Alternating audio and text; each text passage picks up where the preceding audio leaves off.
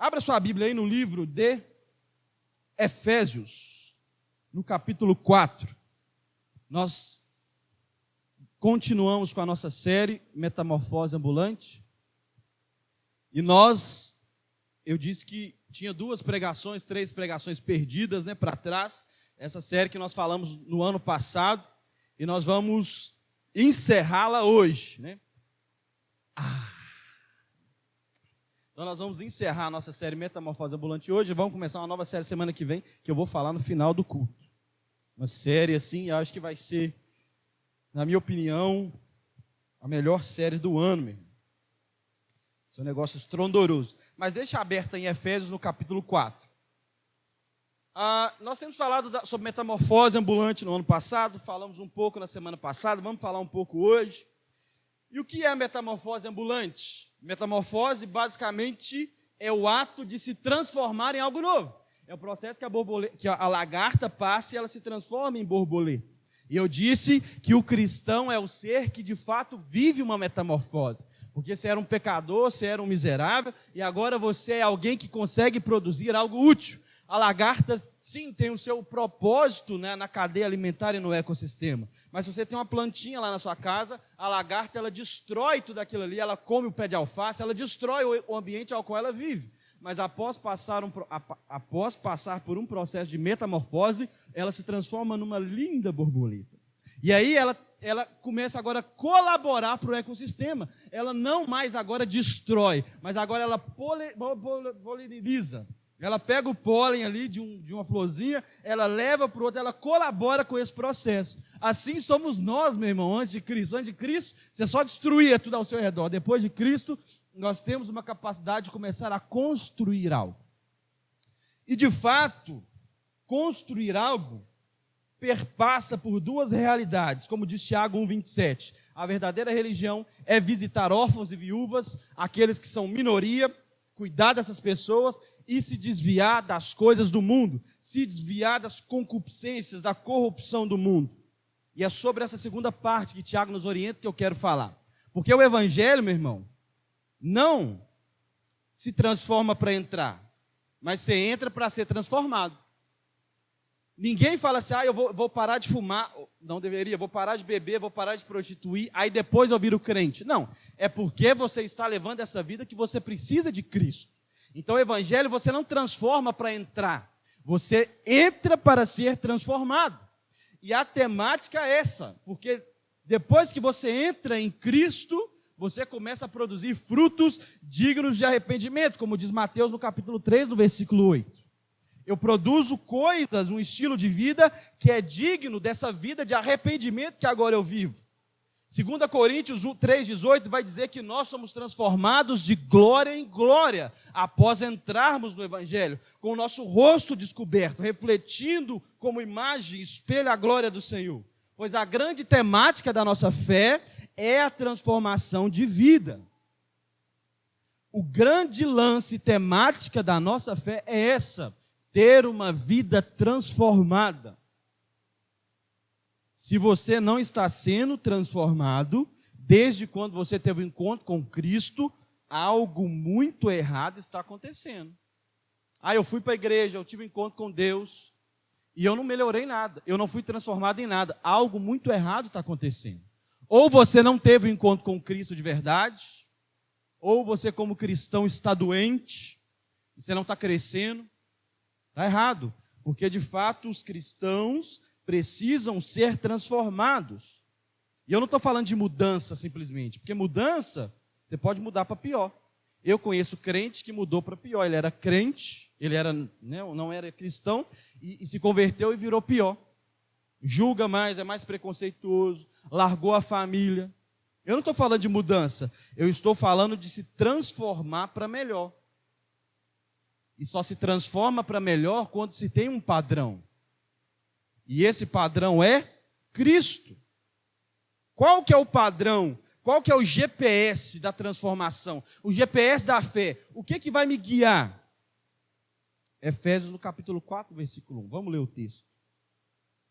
Efésios capítulo 4. Você pode deixar sua Bíblia aberta durante o culto inteiro. Nós temos muita coisa para falar. Eu espero que eu consiga falar tudo. porque semana que vem nós começamos algo novo. Eu queria fechar esse ciclo hoje. Efésios, no capítulo 4, versículo 1, vai dizer o seguinte: como prisioneiro no Senhor, rogo-lhes que vivam de maneira digna da vocação que receberam. Paulo começa dizendo aqui, nós vamos expor esse texto de Efésios capítulo 4, se talvez dê tempo um pouquinho do 5, e Paulo vai dizendo que existe um modo digno ao qual se precisa se viver. Você recebeu uma vocação, e essa vocação, ela tem todo um background, a qual você precisa responder. Paulo espera que nós respondamos à nossa salvação, que nós vivamos de acordo com essa vocação. E a palavra vocação aqui no grego, uma dos seus significados é ser convidado para uma festa. Paulo está dizendo o seguinte: olha, vocês receberam uma vocação, vivam de forma digna, conforme essa vocação.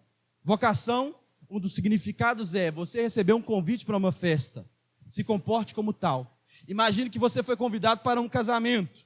Casamento você não pode ir de bermuda, chinelo e camiseta. Pastor, pode sim, claro que pode. Bom, se fosse no meu casamento, eu não deixaria você entrar. Ai, misericórdia, pastor, mas o que importa não são as pessoas? Claro que importa, irmão. O que importa é as pessoas. Se você fosse muito pobrezinho, muito miserávelzinho, eu sei, mas eu sei que você consegue colocar uma roupinha melhor. E você não pode colocar uma roupinha melhor para vir na minha festa de casamento? Você não pode se produzir para vir um dia especial para mim. Você está entendendo qual que é a perspectiva, irmão? Eu não estou falando aqui de nenhum preconceito. Eu estou dizendo o seguinte: se você vai num ambiente, você precisa se portar como tal. Você não vai diante de um juiz de bermuda, chinelo e boné. Você nem entra no fórum com essa roupa. E Paulo está dizendo: comporte-se de acordo com a vocação que você recebeu. Existe uma vocação que nós recebemos e nós precisamos nos comportar de acordo com ela. Nós precisamos responder à nossa salvação. Aí o versículo 2 vai dizer, olha só: com toda humildade, com toda mansidão, com toda longanimidade, suportando uns aos outros em amor. Paulo está trazendo qual que é o padrão com que você se comporta nessa festa chamada Evangelho. Primeira coisa, com humildade. O que é humildade, meu irmão? Humildade não é ter um salário baixo. Às vezes você vê uma família pobre, você fala assim: nossa, essa família é tão humilde. Não, ela é pobre de recurso financeiro. Porque tem pobre que é arrogante. E tem rico que é humilde. Eu conheço algumas pessoas, e eu, meu irmão, Deus trata o meu orgulho desde quando eu me entendo por gente. Eu conheço algumas pessoas que são assim, extremamente ricas, mas tem muito dinheiro. Mas você só sabe que ela tem dinheiro se você perguntar. Porque é uma pessoa tão humilde na sua fala e se comporta de forma tão humilde que não aparenta. Mas eu tenho certeza que você também conhece pessoas que não têm dinheiro para subir na Gillette. Mas porque subiu na Gillette, acha que... Humildade não é a quantidade de dinheiro que você tem, mas é um estado de espírito. Humildade, meu irmão, é um senso profundo de modéstia. É um pensamento equilibrado sobre si. Como que eu me comporto nessa festa chamada Evangelho? De forma modesta, pensando exatamente o que eu sou. Eu sou o que sou e é isso. Eu tenho um senso, meu irmão, da escória lá. Lembra da escória quando ele diz de grandeza? Eu sei quem eu sou e eu não extrapolo isso. Segunda coisa que Paulo vai dizer: se comporte com mansidão. O que é mansidão? É um modo de agir pacífico, bondoso, delicadeza. Ih, pastor, sai fora, eu sou homem. Não, irmão, né? Não tem a ver que homem não precisa ser bruto, truculento. Masculinidade e virilidade, e eu queria abrir um parênteses aqui, hoje é dia das mulheres, me perdoe, nem orei por vocês, me lembro de orar no final do culto. Parabéns a todas vocês mulheres, que Deus abençoe e dê graça a vocês. E a Igreja Nova Casa tem um presente para vocês mulheres. Sabe qual que é o presente?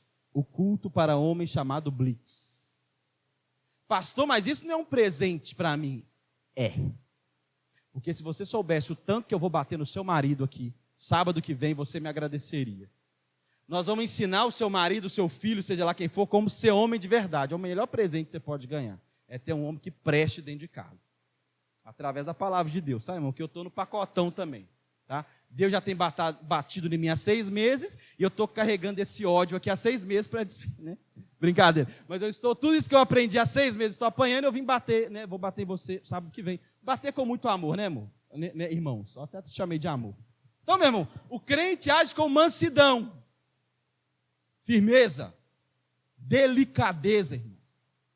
Delicadeza. O crente é alguém que ele é manso, ele é tranquilo, ele responde com mansidão. Ou você parece um cachorro preso na corrente. Sabe cachorro preso na corrente? Violento, nervoso, saliva, espuma. Esse não é o crente. Fulano pisa no calo dele. Não, porque ele roda. Não, irmão, isso não é um estereótipo de crente. Não é assim que funciona. O crente, ele se comporta com mansidão. E hoje nós vamos falar sobre a vida prática de evangelho.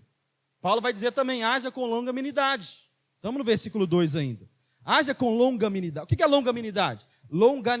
Longanimidade. Virtude de suportar com firmeza contrariedades em benefício de outro. É uma habilidade onde você suporta algo por causa do outro. Quando você tem uma crise no casamento, o que você tem que fazer? Ser longânimo. Aguentar com mansidão o traste do seu marido ou o traste da sua esposa, para que Deus o transforme.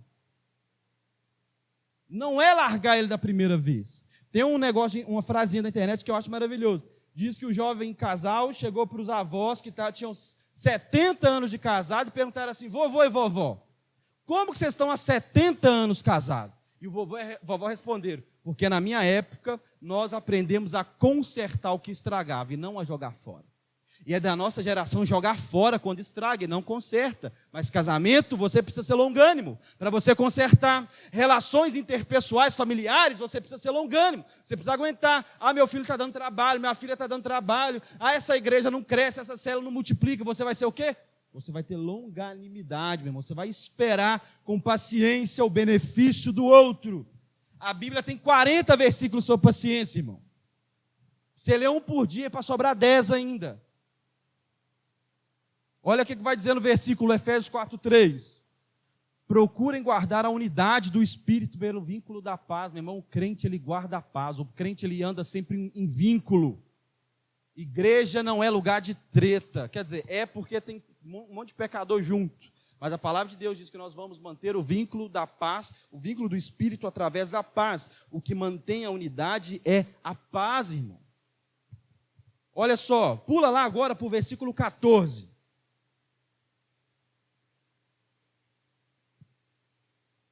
Como eu disse, nós vamos falar desses conselhos práticos de Paulo. Porque eu me converti, e agora, o que eu faço? Eu sou crente, o que eu faço? Eu sou cristão, sou da nova casa, o que eu faço? Paulo está te falando aqui, ó.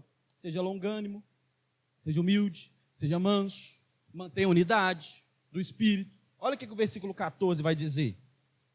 Para que não sejamos mais meninos inconstantes, levados em roda por todo o vento de doutrina, pelo engano dos homens, que com astúcia enganam fraudulosamente, antes seguindo a verdade no amor, cresçamos em tudo naquele que é o cabeça, que é Cristo. Paulo está dizendo o seguinte, Paulo está trazendo o padrão seguinte, quando você passa por esse processo de metamorfose, quando você é cristão, quando você se converte, você não é mais levado por vento de doutrina, você não é mais um menino inconstante. Deixa eu te falar, meu irmão, a criança é caracterizada pela inconstância e imaturidade. Porque como ela está em constante desenvolvimento, ela muda muito rápido. Uma criança de 1 mês, olhe bem, preste bem atenção, uma criança que tem 30 dias de nascido, 1 mês, é a mesma criança da que tem 6 meses, sim ou não? Sim ou não? Então, em 6 meses é um ser humano totalmente diferente. A criança que tem 6 meses é a mesma que tem 1 ano, sim ou não? Então, em mais 6 meses é outra. O que caracteriza a criança, meu irmão, é a inconstância, é a mudança, é a imaturidade. E Paulo está dizendo, não seja mais como um menino inconstante. A inconstância é coisa de menino. Ficar jogado pelas ondas é coisa de menino. Qualquer um leva uma criança, irmão. Qualquer um leva um menino. Qualquer um. O pai da psicologia comportamental diz o seguinte, me dê algumas crianças e me dê recursos para que eu possa educá-las e eu faço delas o que eu quiser. Se eu quiser que uma seja bandido, se eu quiser que o outro seja cientista, médico, astronauta, eu faço com elas o que eu quiser. O que ele estava querendo dizer era o seguinte, Qualquer um pode moldular o comportamento de uma criança por causa da sua fragilidade. Ela é uma esponjinha, qualquer um leva. Mas essa não é uma característica de um adulto. Essa não deve ser a sua característica. Se amanhã eu chegar aqui e trazer uma heresia brava, o que você vai fazer, irmão? Você vai para casa e fala, ih. E semana que vem você vai voltar e vai passar um pano? Se semana que vem eu começar a levar a igreja para um caminho que não deveria, o que você vai fazer? Você vai ser como um menino, porque essa é uma característica da criança. Ela é levada, mas não deveria ser assim com você. Quando passamos pela metamorfose, nós crescemos, e como Paulo vai dizer, nós precisamos viver em verdade, em amor. Aquele que cresceu em Cristo, ele aprende a viver em verdade e em amor, e não mais de forma inconstante. Hoje eu quero, amanhã eu não quero. Hoje eu oro, amanhã eu não oro. Hoje eu vou na cela, amanhã eu não vou na cela. Meu irmão, é impressionante a imaturidade de alguns irmãos que fazem e vivem a vida de igreja só enquanto está gostoso. Quem faz só o que é gostoso é criança. Eu não quero fazer isso, eu não quero fazer aquilo, e não importa se eu vou morrer, mas eu quero o que é gostoso. Se deixar, a criança vai comer só bala, salgadinho, chocolate o resto da vida. Tem algumas crianças que são diferenciadas. A irmã da Michele dá um horário, ela fala, você vai num restaurante, vai no McDonald's, ela fala assim, eu quero arroz com feijão. Fala, não, minha filha, mas não tem, mas eu quero. Não, mas você não quer um sorvete, uma batata frita? Não, eu até quero, mas depois eu quero arroz com feijão. Vão daqui para não sei aonde. Vocês vão parar na rua para me dar arroz com feijão? 6 anos. É exceção. Mas normalmente a criança, ela não se preocupa com a saúde. Não que ela se preocupe, a irmã da Michelle se preocupe com a saúde, mas é um gosto pessoal. O que eu estou querendo dizer, meu irmão? Quando você passa pela metamorfose, você cresce e vive de verdade. E você ama. E não vive mais de forma inconstante, mas agora você é alguém sólido, você é alguém firme. E para de viver no âmbito daquilo que é gostoso. Eu não gosto do fulano que prega, eu não gosto desse louvor. Não, meu irmão, você não faz mais as coisas porque é gostoso, mas você faz porque tem que fazer. Eu não quero ir na célula hoje. Não é questão de querer, é questão que tem que fazer. Mas eu não queria tocar essa música, eu não queria ficar no Kids, eu não queria ficar nesse setor da diaconia. Meu irmão, não é o que você quer, é o que precisa fazer. É se comportar como um adulto em Deus e ser firme naquilo. Eu sou macho, irmão, mas eu tenho medo de injeção. Aí eu chego lá e falo, pode mandar, enfermeira. Pode vir. Não, pera, só um minutinho. É uma briga, mas eu vou. Vai. Não vou tomar injeção e vou morrer? Não, você vai lá, toma injeção. Quando o médico fala assim, você tem que fazer um exame de sangue. Fala, não faço não. Vou sofrer muito para morrer? Se não, eu prefiro. Eu não gosto, irmão, de agulha, hospital. Mas você tem que se portar como um adulto. Se precisa fazer, você faz. E sai do âmbito daquilo que é gostoso. Eu só vou fazer o que eu gosto, o que eu me sinto bem na igreja. Meu, isso não é evangelho, isso é parte de diversão. Que particularmente eu não gosto também, então não é um bom exemplo para mim. Isso é igreja, é evangelho. E aí, lá no versículo 23, dá mais um pulo aí, um salto. No versículo 23, Paulo vai dizer: e vos renoveis no espírito da vossa mente, e vos revistais do novo homem, que é segundo Deus, é criado em virtude, justiça e santidade. Paulo está dizendo, existia um velho homem, existia um velho Niélio, existia um velho Slander, existia um velho Jonathan, existia uma velha Joyce, mas essa pessoa não existe mais após Cristo. E você agora vai se vestir, se jactar do novo homem. Porque metamorfose é renovação, é fazer algo novo. E esse novo homem, essa nova mulher, ela é criada em verdade, em justiça e santidade. Meu irmão, é uma nova vida. Pensa que o bebezinho acabou de nascer, está lá com 40 minutos de vida. Foi lá, a enfermeira lavou, deu banhozinho, vestiu bonitinho, pôs lá na estufinha lá, né? Lá no bercinho, você está olhando pelo vidro. Tem como você olhar e falar assim, mas é um mau caráter, né? Puxa vida, mas tem uma cara de enrolado, tem uma cara de mal pagador. Ele é uma nova criatura. Ele não tem histórico, ele não tem passado. Assim somos nós ao nos vestirmos desse novo homem. Não existe passado, é uma nova história, é uma nova vida, se vestir do novo homem. É novo, tudo novo. Algumas pessoas atribuem essa frase a Lutero, que diz o seguinte: eu pensei ter afogado o velho homem nas águas do batismo, mas eu descobri que o miserável sabe nadar. O que essa frase quer dizer? O velho homem, ele sempre vai querer tomar o controle de novo. O velho homem, ele sempre vai querer tomar o controle de novo. Então imagina que você tinha problema com mulher. Imagina que você tinha problema com bebida, problema com dinheiro, problema com mentira, problema com orgulho. Deus está te transformando, amém ou não amém? Mas de vez em quando, o velho homem não vai voltar para você e vai falar assim: só mais uma vez, faz mais uma vez comigo. Ele vai cantar para você. Ele vai te chamar. Imagina, meu irmão. Aleluia. É porque, né, vai esquentar. Imagina que você está passando pela rua. E aí, você ganhou, meu irmão, um Fitin 140. Você ganhou não, você comprou um Fitin 147. Você viu lá na loja, estou com uns 500 contos sobrando, foi lá e comprou um Fitin 147. Mas é a média, o Fitin velho da minha história custa 500.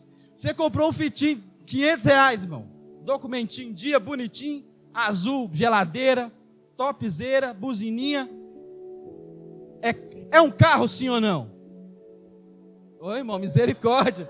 É carro, irmão, homem sem fé. É carro. Aí, irmão, você dirigiu o Fitin 147, você arrumou uma varoa ungida que casou com você com o Fitin 147, você e sua esposa, vocês trabalharam, irmão, vocês estudaram, vocês foram fiel a Deus, fiel à honestidade, Deus prosperou e você comprou um Corolla 2020 agora, irmão. Aí vocês dão glória, né, crente? Fitin 147 ninguém quer. Os dois são carro da perspectiva geral, sim ou não? Claro que é, mas é a mesma coisa, sim ou não? Lógico que não. Claro que não. E você vai aprender no Blitz semana que vem, se vocês ficarem com 2 carros, a sua esposa vai de Corolla e você que é homem vai de Fitin 147. E essa é isso aí, irmão. O verdadeiro homem é isso que faz. Mas no caso é carro, mas não é a mesma coisa.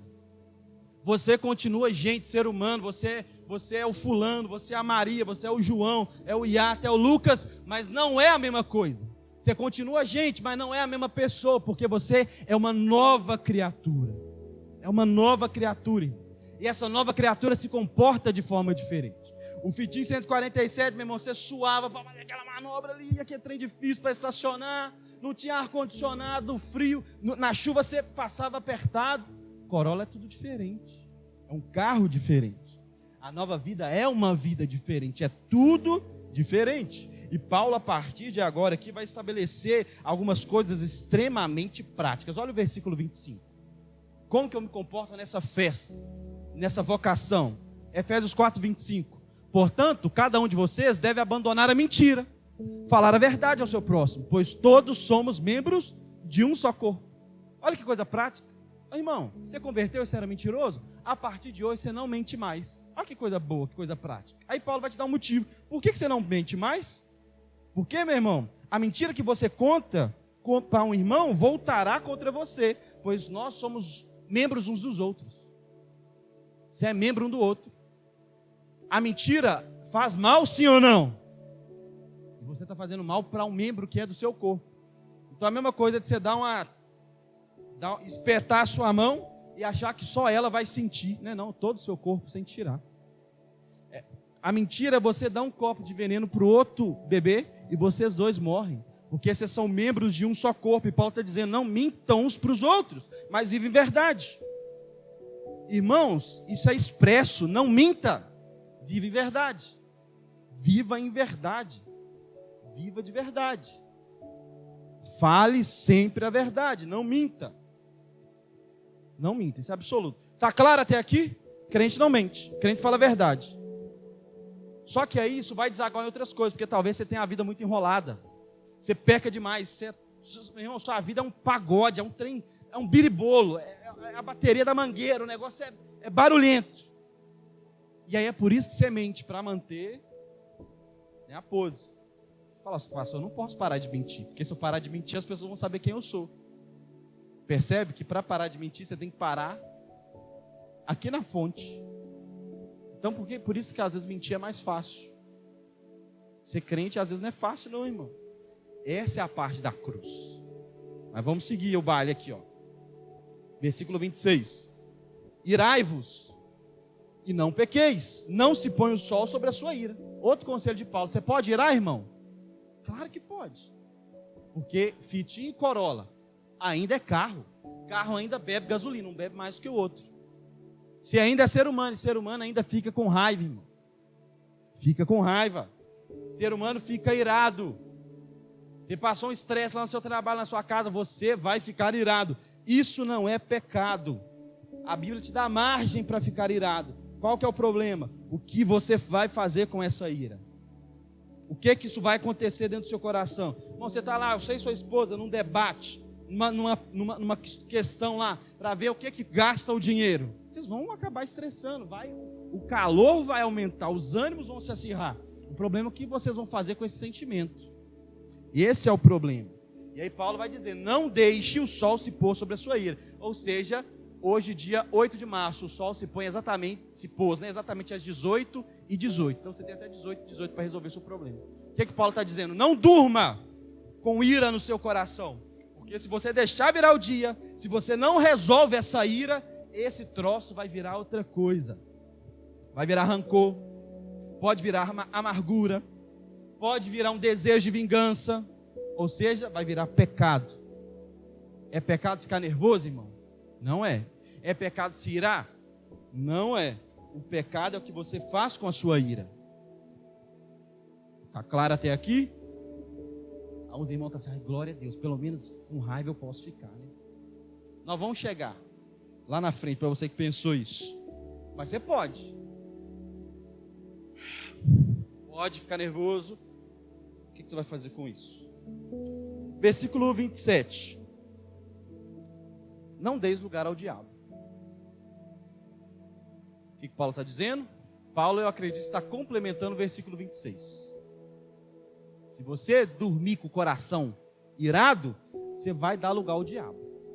Porque esse troço que era só uma raivinha do seu marido, da sua esposa, vai virar uma bola de neve. Vai virar um troço complicado. E aí eu quero te dar um exemplo. Imagina que agora você está com o seu Corolla. Está com o Corollão 2020 preto.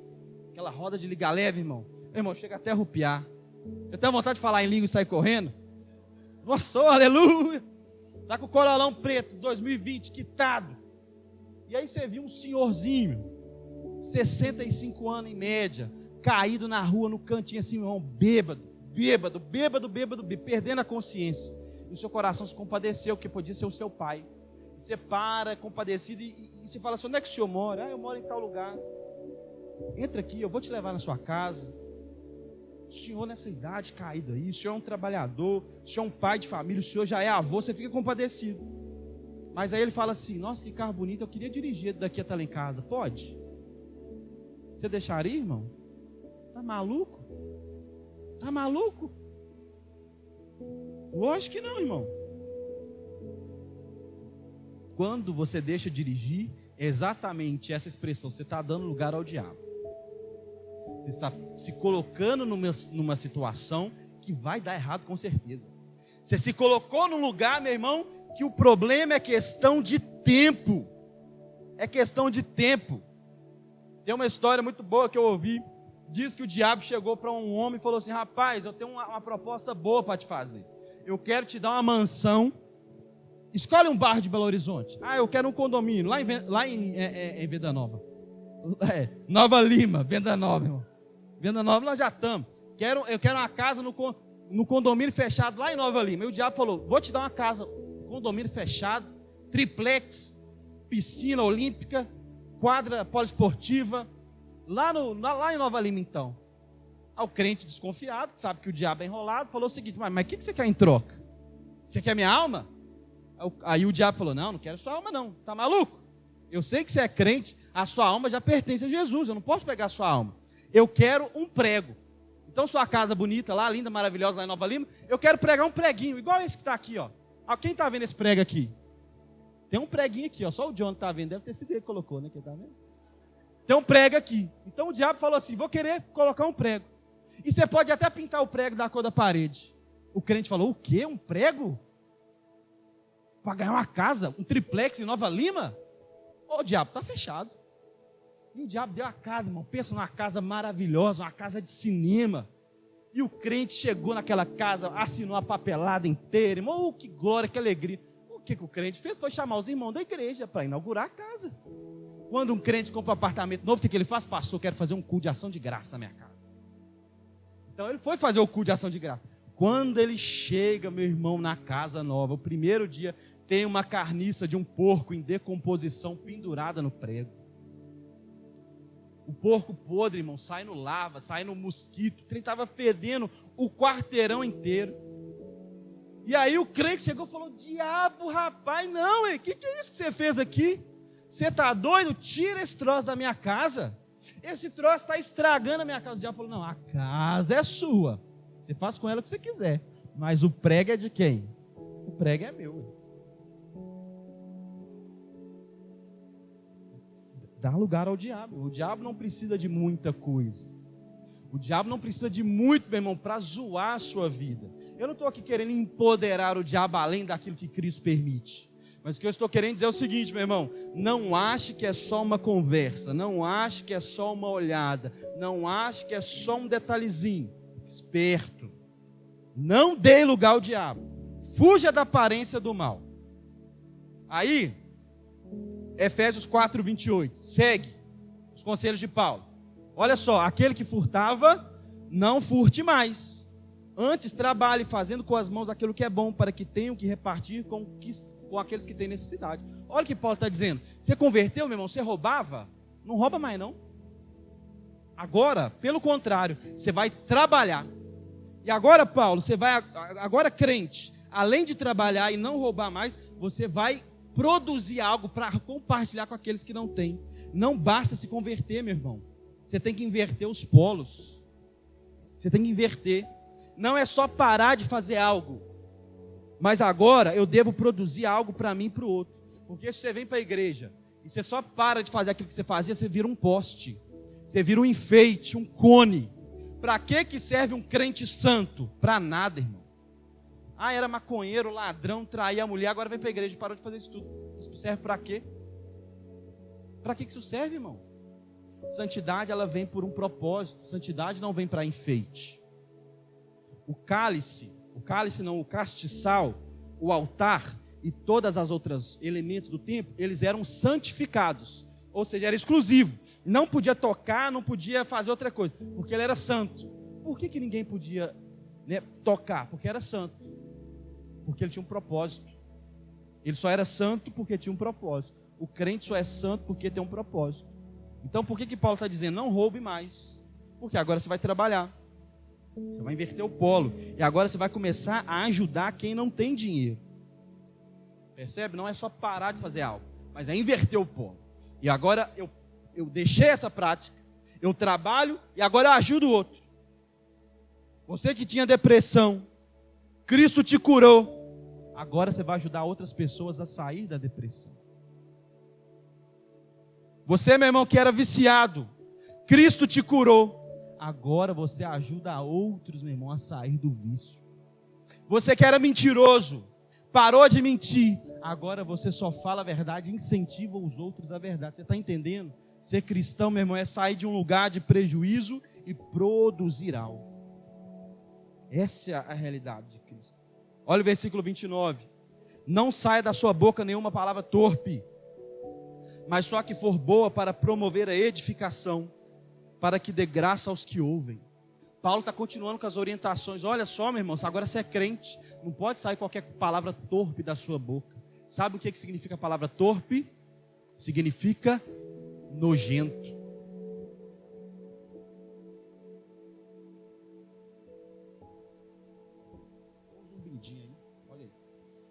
Paulo está dizendo, nenhuma palavra torpe sai da sua boca. A palavra torpe significa nojento. Não saia nada que é asqueroso da sua boca.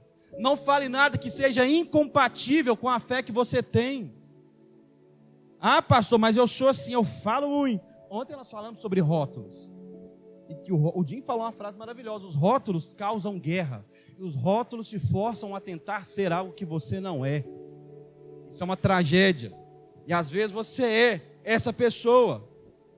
Ok, meu irmão? Ótimo. Que bênção. Mas que não sai da sua boca aquilo que não deve edificar.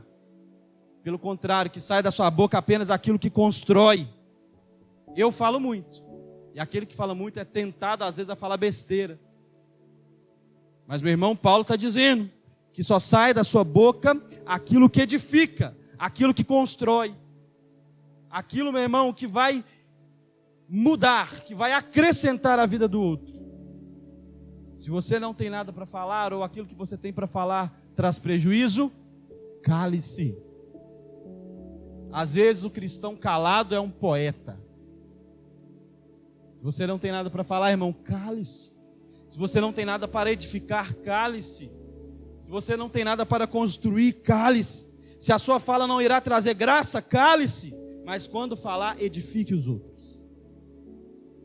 Quando for falar, edifique os outros. E aí, meu irmão, é interessante que o versículo 25 vai dizer que nós devemos sempre falar a verdade. Você lembra disso? Nós falamos, não minta mais, mas agora fale a verdade.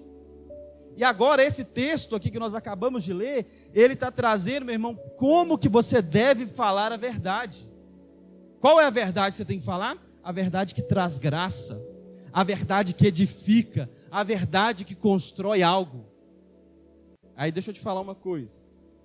Sua esposa ou seu marido pode estar acima do peso. Hoje minha mãe falou assim, nossa meu filho, que barriga imensa. Minha mãe falou comigo. Eu falei, nossa, que pessoa sutil. Mas mãe é mãe pode, né?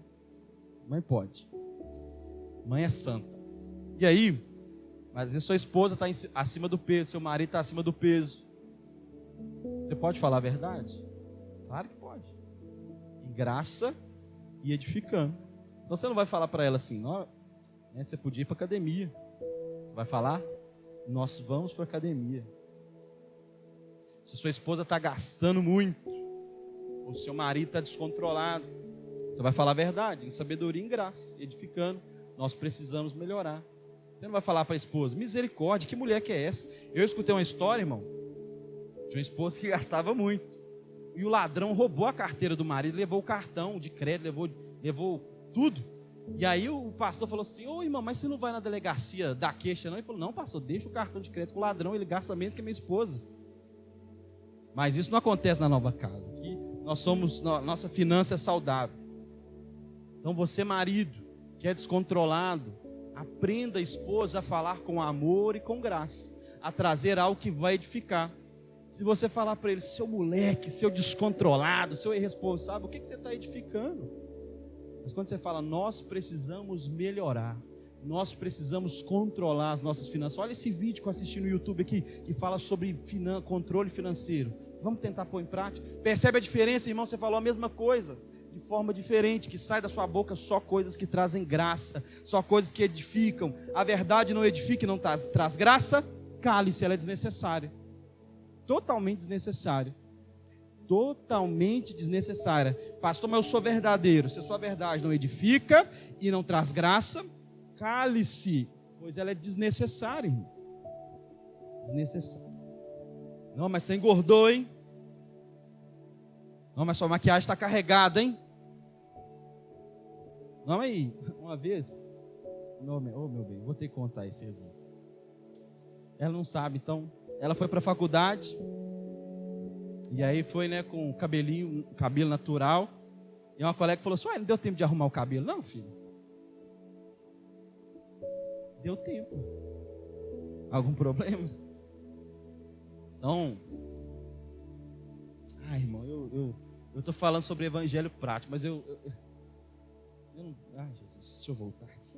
Eu começo a falar de uns troços, vai me inflamando tanto. Isso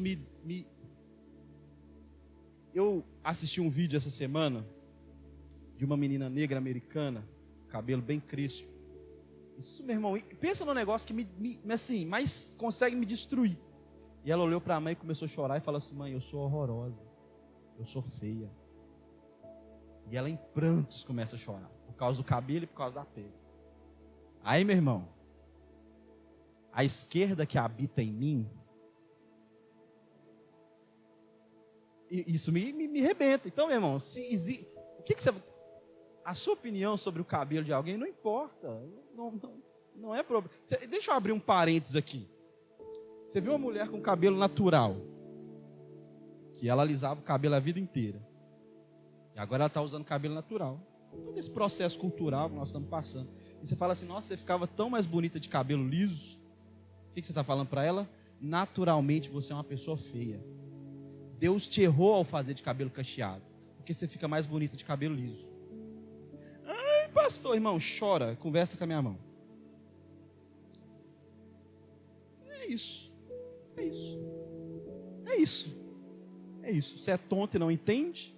Deixa eu te explicar aqui. Blitz, nós vamos poder conversar um pouquinho mais sobre isso. Quero arrancar a idiotice masculina que há no seu coração. A imbecilidade masculina que está no seu coração. A mulher é filha de Deus antes de ser sua esposa.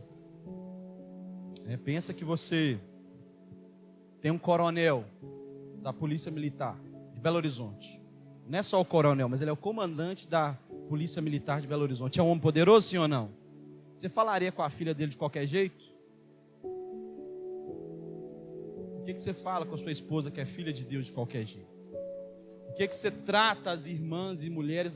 Eu não vou pregar semana que vem, não. Volta aqui. É porque eu começo a falar esse trem, eu vou me empolgando, irmão. A dor do outro mexe muito comigo. Esse troço me toca, né? Mas vamos lá, versículo 31. Pula lá para o 31. 31 não, até perdi, irmão. Não sei nem do que eu estou falando. Sobre o que eu estou pregando hoje. Vai lá, versículo 31.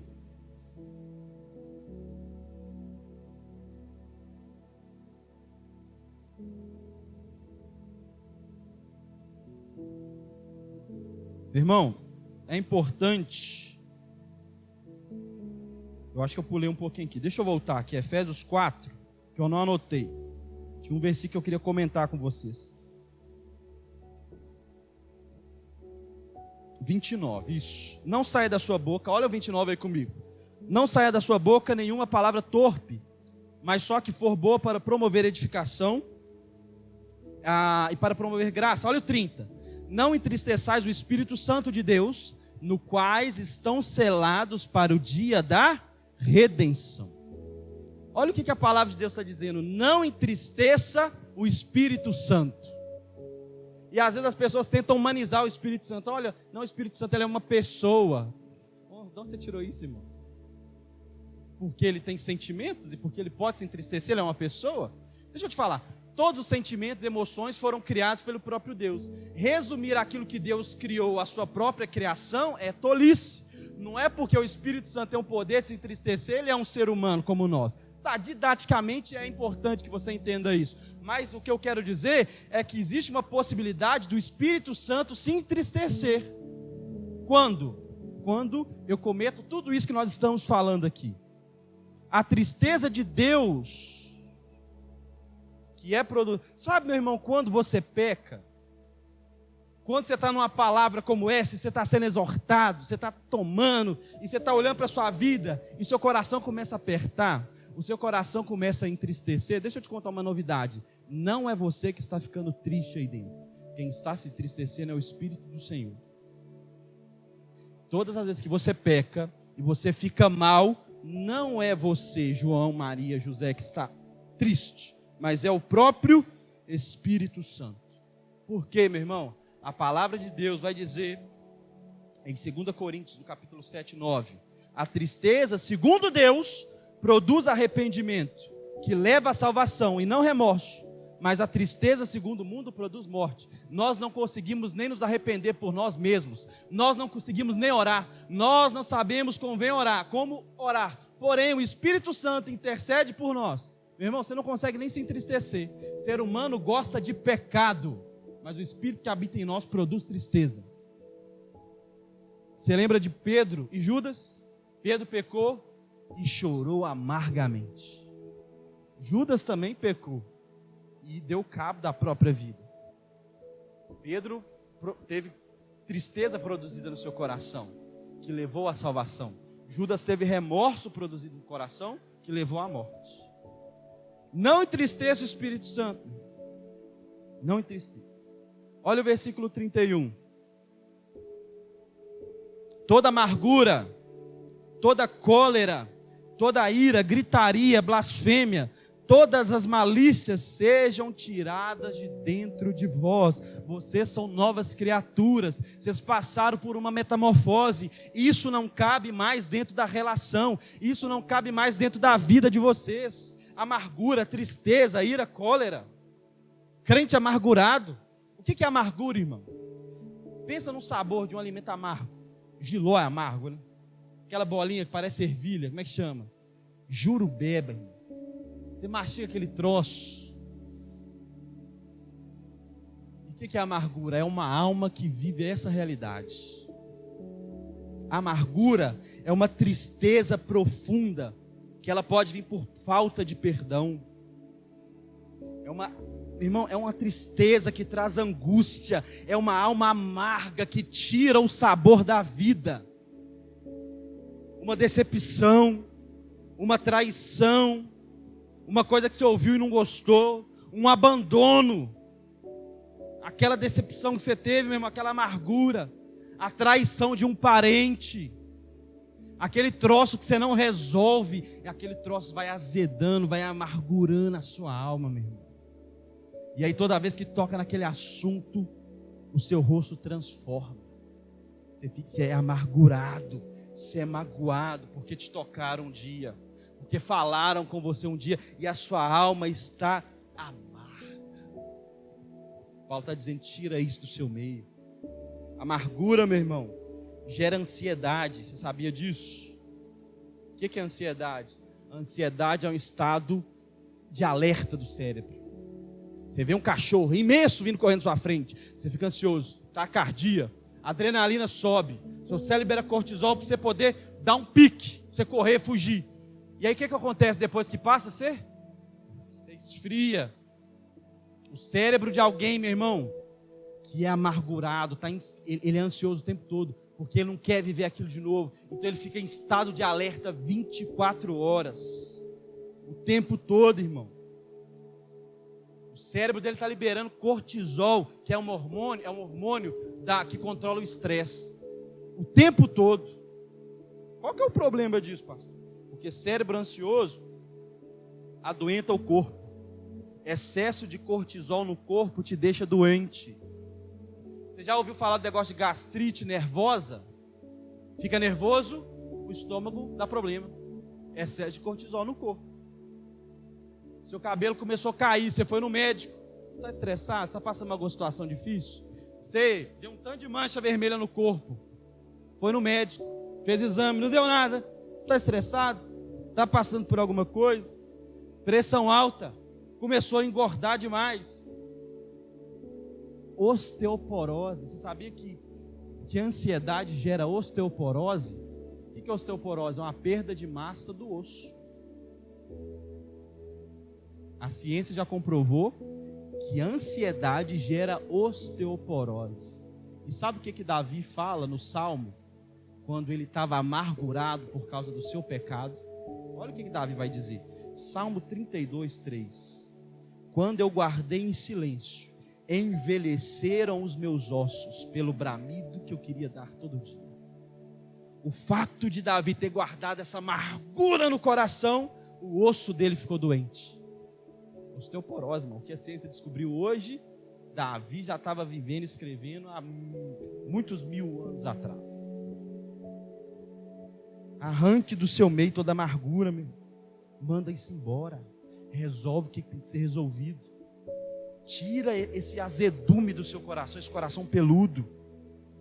Paulo também vai dizer, a ira, esse intenso sentimento de ódio. Uma pessoa iracunda. Você já chega em casa e quer matar todo mundo. Você chega no trabalho, você já está nervoso. Meu irmão, você é um ser humano. E é bom que você fique nervoso, para o seu corpo funcionar bem. É normal, né? Você não é uma planta. Não é normal você ser nervoso todo dia. Não é nervoso você não ter paciência todo dia. E Paulo está dizendo, tire isso do seu meio. Paulo está dizendo, tire toda a gritaria do meio de vocês. Gritaria. Aqui está falando de uma família que fala alto, irmão. Você for no... O Diegão está aqui, ó. O Diegão está lá, ó. O Diegão é um dos fundadores da Nova Casa. Está em São Paulo, veio aqui. Então, vai reunião, família, Michele, Diego. Irmão, você fala assim, gente, alguém vai arrancar uma faca a qualquer momento aqui. E aí, irmão, 8 pessoas numa mesa, as conversas tudo assim, ó. E todo mundo entende tudo que está falando. E quando um fala, não fala do meu nome não. Mas gente, eu estava falando com o outro. Não é disso que está falando, não é sobre dinâmica familiar. Está falando sobre gritaria que vem por causa da ira, que vem por causa da amargura, meu irmão. Família que briga, é aquela gritaria. Irmão, isso não é normal. Você pode brigar, e quando eu digo brigar, você pode desentender com a sua esposa, vocês podem ter conflitos, se não tem, o casamento também está errado. Aí uma vez eu ouvi um pastor falou assim, eu nunca briguei com a minha esposa.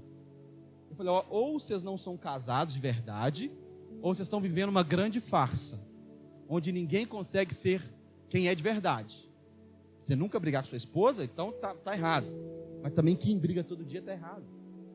Gritaria, tira isso do seu meio.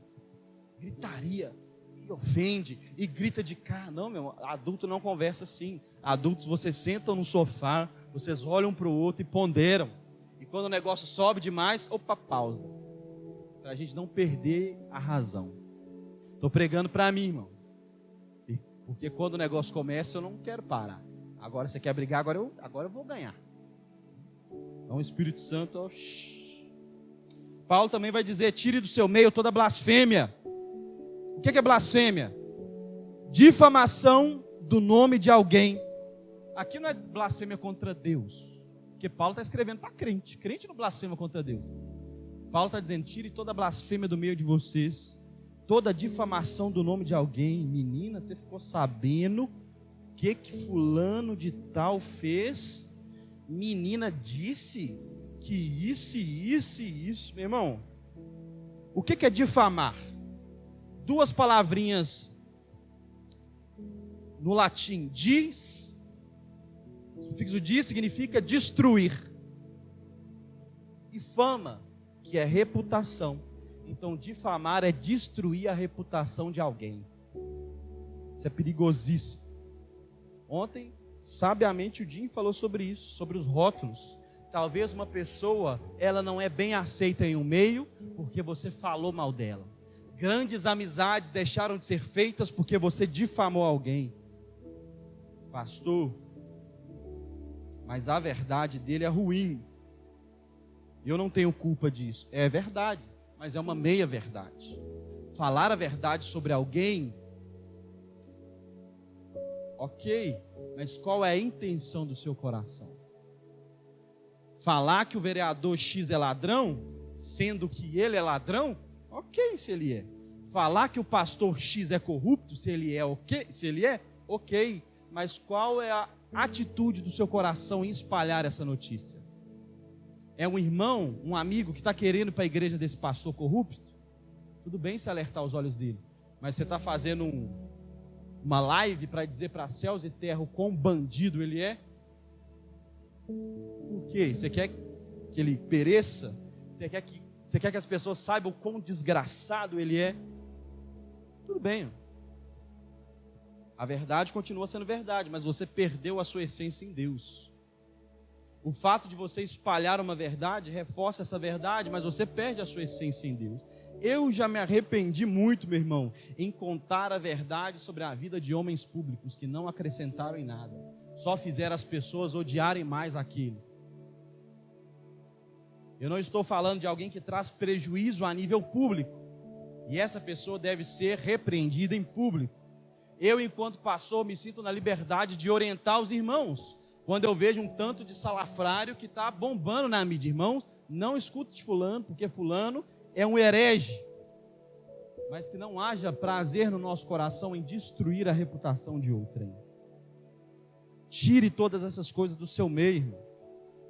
Efésios 4:32 vai dizer: antes sede uns para com os outros benignos, misericordiosos, perdoando-vos aos outros, como também Deus vos perdoou. Paulo agora vai falar, Paulo estava falando do que você não podia fazer, agora Paulo vai falar do que você pode. Seja benigno.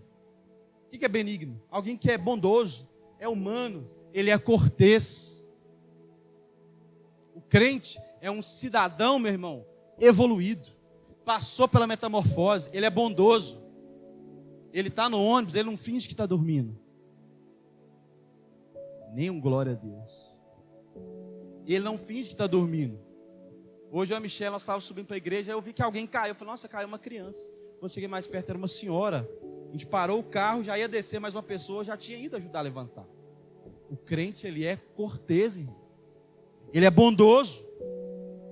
Tem 2 pedaços de bife, um maior e um menor. Tá você e alguém. Você corre para pegar o maior, né, irmão? Pastor, mas isso não é questão de ser bondoso. Depende qual que é o seu limite, né, meu? Seu nível. Se você quer viver só na ralézinha assim, se precisa dar uma, né, ir de ônibus e sua esposa de carro, como é que faz? Você vai de carro e sua esposa vai a pé? Às vezes em casa, eu vou para a faculdade de carro todos os dias. Minha esposa vai de ônibus. Ai, pastor, tá vendo que hipócrita. E na nossa organização familiar, é mais barato eu ir de carro, porque o carro se paga à medida que eu vou. Mas ela sabe, o dia que ela falar assim, hoje eu quero ir de carro. Toma teu leito e anda, mulher. Porque o cristão é cortês, irmão, ele é bondoso. Ele é humano. Isso aqui, meu irmão, não é nem questão de ser crente, é questão de ser humano. Dormir no ônibus, fingir que está dormindo. Eu era assim, eu entrava no ônibus, eu já fechava o olho para não ver quem estava vindo. E não abria do centro até na minha casa, porque eu não vi o que os olhos não vê, o coração não sente. Mas o cristão não faz isso não, irmão. O cristão, como Paulo vai dizer, é misericordioso. O que é misericórdia? É compadecer para com o outro, é ter compaixão, é ter piedade, é agir com graça, é dar para o outro aquilo que ele não merece. A sua esposa merece que você lave a cara dela. O seu marido merece que você lave a cara, mas você vai ser misericordioso. Isso é difícil, meu irmão, você dá para o outro aquilo que ele não merece. Paulo vai dizer, perdoem uns aos outros, porque Deus te perdoou. A vida do crente, meu irmão, é um eterno 24 vezes 7. Durante 24 horas, 7 dias da semana, você está exercendo perdão. Perdão, perdão, perdão. Quantas vezes eu tenho que perdoar, pastor? Quantas vezes precisar. Mas eu não sou trouxa, Deus também não é. E Ele te perdoa quantas vezes forem precisas. Essa é a dinâmica do crente. E aí pula lá para o capítulo 5. Está vendo como que é uma vida prática? É prática, irmão. Você perdoa, você não mente, você é bondoso, você cede o lugar, você não fala mal. É coisa prática. Você vai se deparar com situações e aí você vai lembrar, eu posso mentir ou falar a verdade. Eu posso fingir que eu estou dormindo, eu posso falar, senhora, senta aqui. Eu posso difamar ou eu posso ficar calado. É isso, é prático. Olha o que vai dizer Efésios 5:1. Portanto, sejam imitadores de Deus como filhos amados. Qual que é a dinâmica, irmão? Eu resumo tudo, imite a Deus, faça o que Ele faria naquela situação. Jesus ia pagar de louco no ônibus, ia fingir que está dormindo? Não ia. O que Deus faria nessa situação? O imite. Olha o versículo 2, Efésios 5:2. E vivam em amor, como também Cristo nos amou, e se entregou por nós, como oferta de sacrifício e aroma agradável. Olha o que Paulo está dizendo. A vida de vocês deve ser uma vida de amor. Siga o padrão de Cristo, ame como Cristo amou, e como Cristo amou, Cristo se entregou por nós. Então o amor do crente não é um amor interesseiro, não é um amor, meu irmão, que busca benefício, mas ele ama porque Cristo amou. Teve uma semana, uma pessoa, falou assim, eu não vou compartilhar determinada coisa com fulano, porque ninguém compartilha nada comigo. Falei, mas nós cristãos não pagamos o mal com o mal. A nossa máxima é amar como Cristo, é um amor que entrega, é um amor que dá. Eu não vou fazer isso para o meu marido, porque ele não faz X para mim. Eu não vou fazer X para minha esposa, porque ela não faz X. Eu não vou fazer isso para os meus pais, ou para o meu funcionário, ou para o meu patrão, porque eu não sou reconhecido. Meu irmão, se Jesus tivesse esperado reconhecimento humano para morrer na cruz, estava todo mundo enrolado. A máxima de Cristo é dar, é se entregar. Esse é o padrão de amor. Olha o versículo 3. Aí Paulo aperta de novo agora o cinto. Que a imoralidade sexual toda impureza, avareza, não sejam nem sequer mencionadas entre vocês, como convém nos santos. Paulo está falando assim, imoralidade sexual, impureza e avareza, isso não deve ser nem assunto de conversa para vocês. Deixa eu fechar uma questão aqui, meu irmão. Para o crente, sexo é só depois do casamento. Nada além disso. Ponto.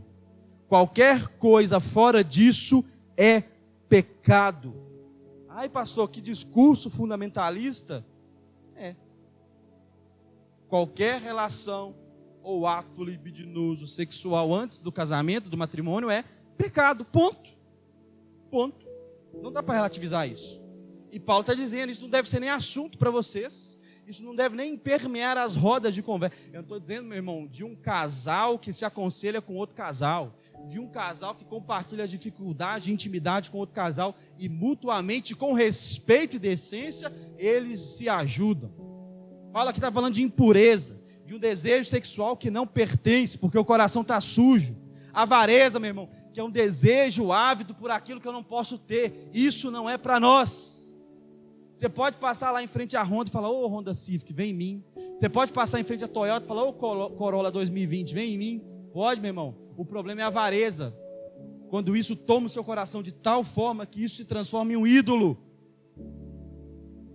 Olha o que o Paulo vai dizer no versículo 4, Efésios 5,4. Não usem a linguagem grosseira, não digam coisas tolas, não digam coisas indecentes, pois isso não convém, pelo contrário, digam palavras de ação de graça. Paulo repetindo aquela ideia lá de cima, meu irmão, a sua boca só serve para dizer coisa boa, a sua boca não é para dizer coisa indecente, coisa tola, coisa grosseira. O crente não é grosseiro, irmão. O crente não é grosseiro, indelicado. Quero confessar meu pecado, que ontem eu fui extremamente grosseiro e indelicado. Eu fui num fornecedor, e aí, cheguei e falei assim, bom dia. Ele não me respondeu, ficou olhando para minha cara. Aí eu disse o que eu precisava, aí deu um problema na produção, eu fui lá no setor, falei assim, pro mesmo rapaz, estava outra menina, oi gente, bom dia. E eles ficaram olhando para minha cara. Aí eu expliquei o problema. No outro dia eu fui buscar o meu material, falei assim, bom dia, tudo bem? Ele ficou olhando para minha cara. Irmão, eu fiquei num ódio tão grande. Eu cheguei assim, peguei meus negócios assim, ó. E fui embora, marchando. E aí depois eu fiquei pensando e o Senhor falou comigo, não é assim que funciona, nós não pagamos o mal com o mal. O cristão, ele não é grosseiro. Então a próxima vez eu vou voltar lá, é bom dia de novo, bom dia 10 mil vezes. E quando eu falar obrigado, ele não responder, eu mesmo falo de nada, tudo bem. Eu falo, Deus te abençoe, eu mesmo falo amém, não tem problema. Sabe onde que eu aprendi isso, irmão? Eu trabalhava num lugar, numa escola, e aí eu chegava lá muito cedo, 6h40, 7 horas da manhã, aquela cara fechada, não cumprimentava ninguém, até um dia que o funcionário, o porteiro, né, e um guarda falaram para mim assim, nossa, mas você chega, a gente fica com medo de cumprimentar, porque você tem uma cara muito ruim. E eu falei, puxa vida, eu sou pastor. Como que eu vou chegar e falar assim, cara, vão lá na minha igreja, se eu não dou nem bom dia pro porteiro? Se a impressão que eu passo é de alguém amargurado, eu falei, Paulo está dizendo que você não pode ser grosseiro, porque isso é importante. Porque as pessoas vão olhar e não vão ver Cristo, porque Cristo não é alguém grosseiro. Cristo não era alguém que falava, sai daqui menino.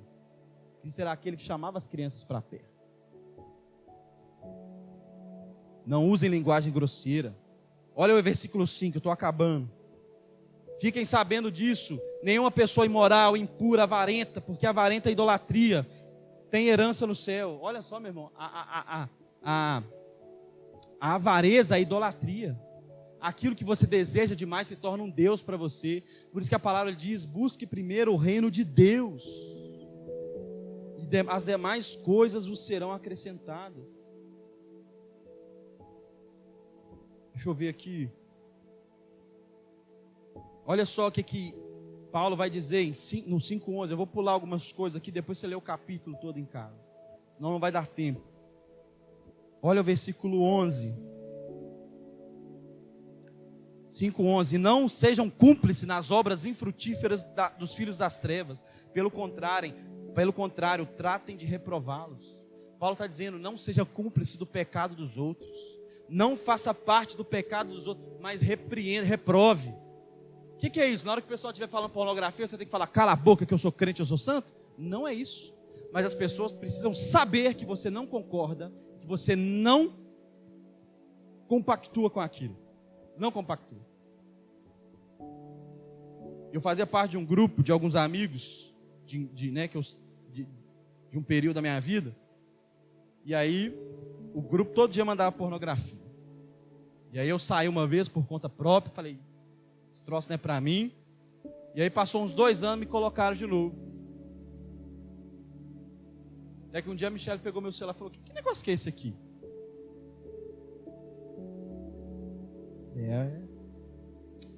Me colocaram de novo. E aí vão te perguntar, você é homem? Você não é homem, não? Eu sou homem. Por isso não me mande isso. Tenho uma esposa, e aí eu saí de novo. E as pessoas precisam que isso fique marcado. No seu trabalho, as pessoas precisam saber que isso fique marcado. Quando fazem uma piada imoral, precisa ficar marcado. Quando o comentário é X, precisa ficar marcado. Essa marcação, de fato, é essa reprovação. Eu não concordo. Se é para fazer e te chamo, eu não vou participar. Não vou. E é isso, irmão. É isso. Não basta não pecar. Não dá para compartilhar.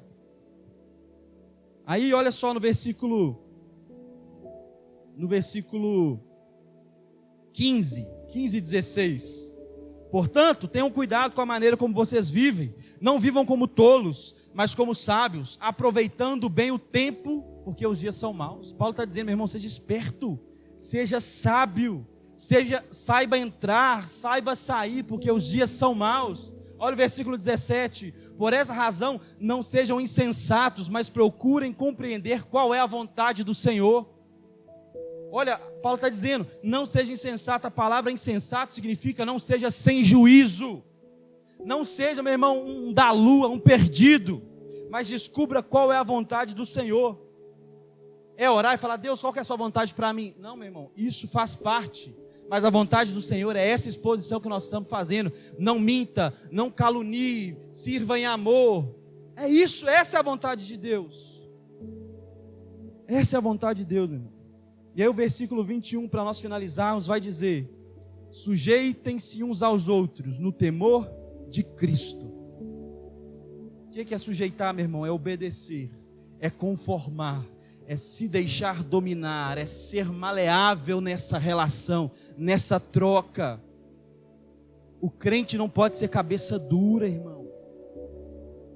Deixa eu te falar, crente não pode ser cabeça dura. Crente cabeça dura é crente que não passou pela metamorfose. O que é crente cabeça dura? Eu só faço se for do meu jeito. Dá murro em ponta de faca. É tonto, irmão, tonto, não enxerga. Cabeça dura, vai sofrer, meu irmão, vai apanhar. Sujeite-se um ao outro, se sujeite. Só faz se for do jeito dele, só vai se for do jeito dele. Sujeite-se. Cristo morreu na cruz porque era gostoso. Não era um negócio que ele desejava avidamente, mas porque ele se sujeitou, ele fez. Ele fez o que era melhor para todos. Ele abriu mão do seu próprio desejo por causa do coletivo. Ele não era cabeça dura, ele se sujeitava. E o crente precisa se sujeitar. E deixa eu te falar uma coisa, você nunca se sujeitará, meu irmão. Você nunca viverá tudo isso que nós falamos se você não se sujeitar. Você precisa se sujeitar ao outro para não mentir. Você precisa se sujeitar ao outro para amar. Você precisa se sujeitar ao outro para não falar mal da vida dele. Essa é a vida de igreja. Você quer viver vida prática de igreja? Leia Efésios capítulo 4, Efésios capítulo 5 e viva essa vida de verdade. Pastor, mas Efésios capítulo 5 não acaba no versículo 21. Ele acaba no versículo 33. Mas fique de pé no seu lugar, eu quero orar com você. Eu vou te explicar por que nós não vamos falar desses textos hoje. Irmão, essa é a dinâmica. Essa é a vida prática. Você olha para o que está dando errado e você faz uma metanoia. É metamorfose. Você muda, você transforma. Pastor, mas vai doer, vai dar trabalho, vai queimar o meu fio, meu irmão. O que importa é que você responda à salvação.